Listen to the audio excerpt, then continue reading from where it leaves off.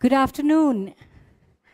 I'm going to talk today about rock music, archaeotechnology, and dance. I'm sure all of you would say that you've all heard rock music, but I'm sure you're all referring to heavy metal and those kind of genres. I myself studied, actually, since I'm in the midst of engineers, I should say, I was an IIT graduate, and I heard a lot of rock music too. But I'm not quite talking of that kind of rock music. I'm talking about music actually generated from rocks. And that's something that I owe my exposure as an archaeotechnologist for having discovered, which I'd like to share with you.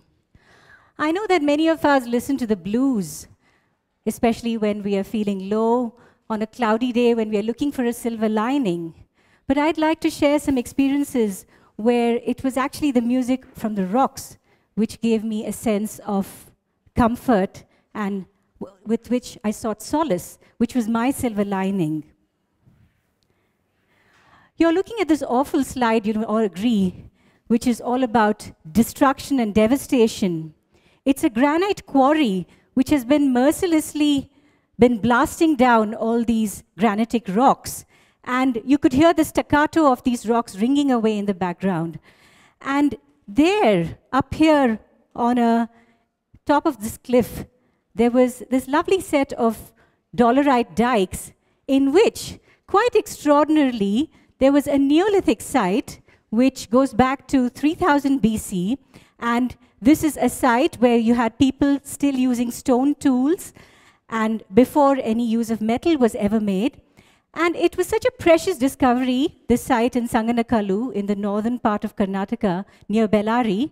It was such a discovery to be cherished that here, some senior archaeologists had found that in the midst of all this rock art of animal figures and such like, there were also some very early manifestations of the attempts of man to generate music.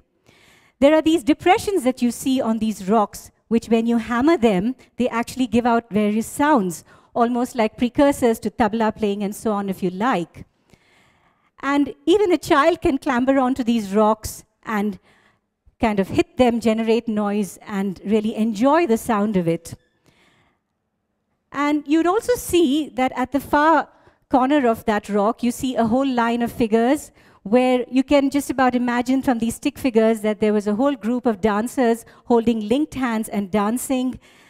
And of course, this recalls to the kinds of dancing we also see amongst tribal communities, even today, amongst the Santals in central India and the northeast, and even in the south, the Kurumbas and so on. And it was quite an amazing experience when I was on this slope, looking down at the spectacular valley, and there are all these cupules which you could just hit, and they generate the sounds again, and you have all the spectacular rock music in the background. So I'm going to just share with you an experience of ours at Saganakallu, which I visited with a well-known archaeologist, Professor Ravi Korishettar.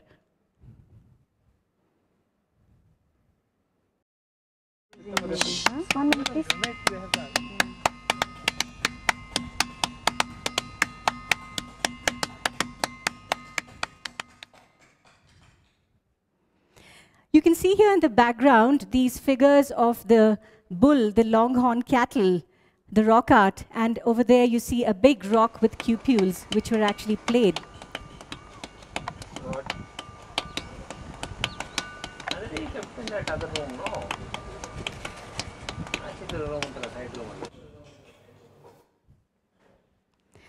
And at the background you see the row of dancers, those stick figures, which actually suggests that these cupules were used as an arena for generating some kind of music. And a lot of rock shelters around, and here again are those depressions. So it's almost like, as I said, playing a percussion instrument, very strong sound.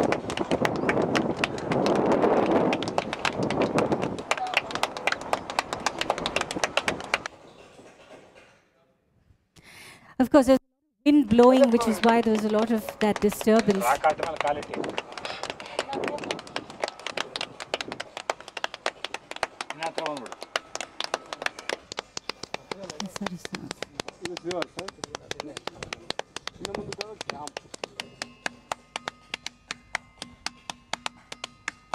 And again, the longhorn bull at the back there. And this devastating quarry. Though I have to say, I'm very happy to say this again is for me a silver lining that they have actually now declared Saganakallu a heritage site because it is a precursor to our very rich legacy of music and dance that our country is quite famous for. And we can construe that at least some early recognition of the acoustic properties was there. And there was an attempt to engage with that, which is for me very exciting as an archaeotechnologist or as somebody who engages between the interface of technology, archaeology, and art.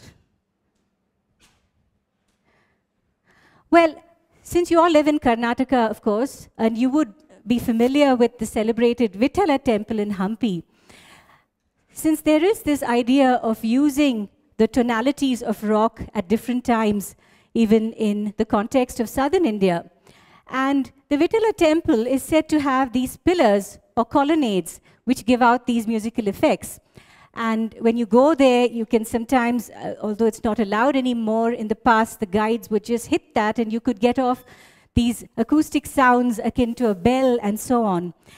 And one reason for that tonality, of course, is that the rock in this region, which is the porphyritic granite, has very resonant qualities. When you hit it, it does emanate with sound and resonance and so on. And these are aspects that I'm studying further with my colleagues at the institute where I work, the NIAS, and other colleagues elsewhere, IGCAR and so on. And one interesting aspect is that the rocks that you find in the Hampi region, as I said, porphyritic granite, it extends out along quite a large part of the region of that part of Karnataka. And this is a very fascinating site called Hirebenkal. And at Hirebenkal, what you're looking at is a very interesting type of object. It's described as a kettle drum, this hemispherical stone. And it seems that during some of the local festivals of the local residents, they actually go and they hammer on this kettle drum, and the sounds are said to be carried over vast distances into the valley. And of course, in the past, one of the reasons for exploring the acoustic properties of rocks and all that would have been act as facilitating the sending of messages across vast distances and so on. And Hirebenkal is also the site of a very fascinating megalithic site where you find numerous stone dolmens which you're looking at. And a dolmen typically consists of a kind of construction with 4 stone slabs and a capping stone. And these are about the height of a human being. And it's quite extraordinary how well these have been cut and quarried and transported. And also these are artifacts that we find from the megalithic period, going back to about 1000 BC. And even these very early settlements had the capacity and the technology to make such interesting artifacts. And so you're looking there at what we call the portholes, which are cut into these dolmens. And we really hope that they will preserve this site as another World Heritage Site because it is so rich. And the interesting sound is that the fact is that the sound of this rock, as I was saying, the porphyritic granite, is so rich and there's so much of tonality. And I went along to Hirebenkal with a French musician, Sébastien Sauvage, who has been practicing with playing lithophones, with rocks collected from the Alps. And he was experimenting with the sounds from the stones lying around there because some of them were actually quarry sites there and then the dolmens were put together right there. So I'll just give you a sense of the sounds from the quarry.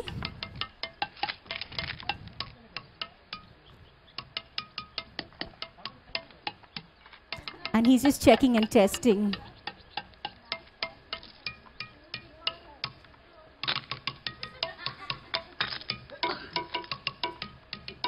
Yeah, nice.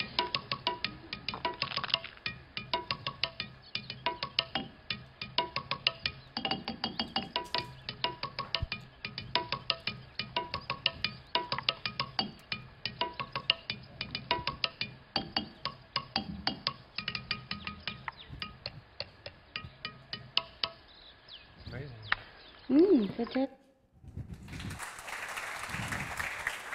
Thank you. And so there was this very incredible spot that we found right there at Hirebenkal. There was a dolmen in the background, and in the front, there was this flat piece of rock.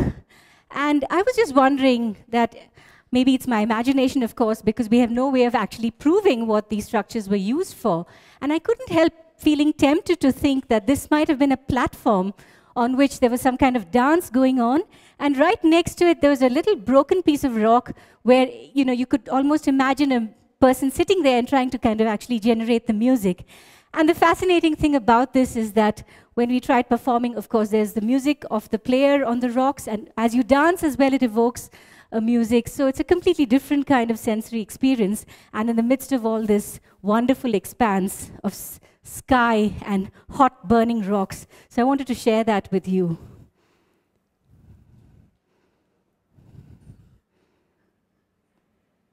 The sounds of this very percussive rock.